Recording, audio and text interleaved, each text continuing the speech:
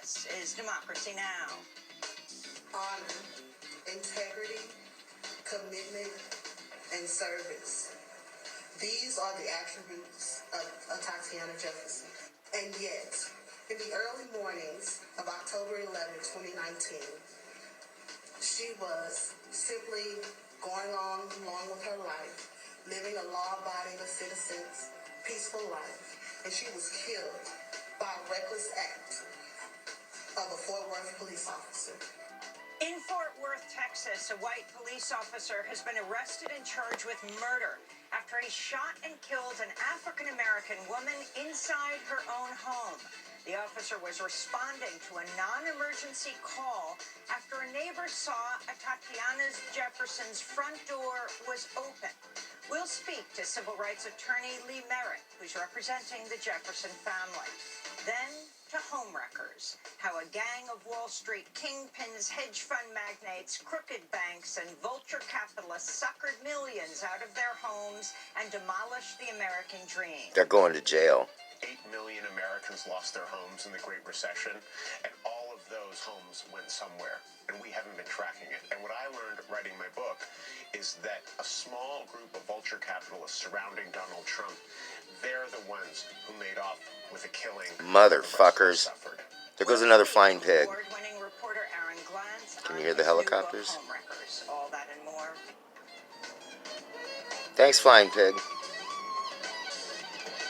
Welcome to Democracy Now!, democracynow.org, the War and Peace Report. I'm Amy Goodman. Yay! Syrian troops have advanced across northern Syria after the Syrian regime struck a deal to protect the Kurds from Turkey's deadly air and ground assault. The deal comes after the United States pulled its troops out of northern Syria, paving the way for the Turkish offensive. On Monday, the U.S. announced it's imposing sanctions against Turkey over the military offensive and called on the Turkish President Recep Tayyip Erdogan to implement an immediate ceasefire. Too little, Vice too President late. Mike Pence and National Security Advisor Robert O'Brien will soon travel to Turkey. This is Pence speaking Monday. So Pence just has a bunch of dicks falling out of his mouth right now, so you should hear me. He's another turncoat. He's guilty of treason, just like his fat fuck of a boss, just like Mitch McConnell, another fuckhead that's in the Ku Klux Klan. These are Klansmen. And this guy is the biggest turncoat because he's letting dicks fall out of his mouth while he's taking them up his ass by Russia. He can kiss my ass. The New York Times is reporting U.S. State and Energy Department officials have been considering plans to evacuate the approximately 50 tactical nuclear weapons the United States stores at the Incirlik Air Base in Turkey. The Committee to Protect Journalists says a Turkish airstrike on a civilian convoy killed a journalist and wounded at least 4 others in northern Syria Sunday. The slain reporter, Saad Ahmed, was a Syrian Kurdish journalist for the local agency Hawar News. The London-based Syrian Observatory for Human Rights says at least 5 other civilians were also killed in the Turkish airstrike. The invasion has forced over 100,000 civilians to flee the area and has provoked international outrage.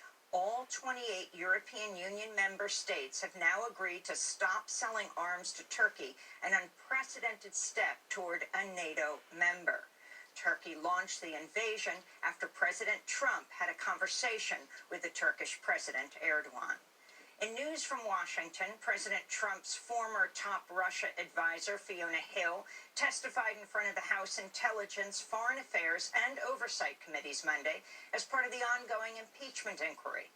She told lawmakers that former National Security Advisor John Bolton referred to Trump's personal lawyer, Rudy Giuliani, as a hand grenade who's going to blow everyone up.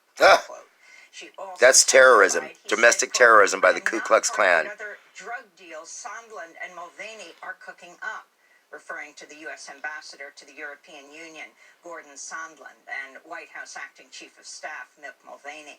Democrats have accused Giuliani of running a shadow foreign policy by pushing for the ouster of U.S. ambassador to Ukraine, Marie Yovanovitch, and pressuring Ukraine to investigate former Vice President Joe Biden and his son, Hunter. Hunter spoke to ABC Monday, saying his foreign business deals showed poor judgment, but were not illegal.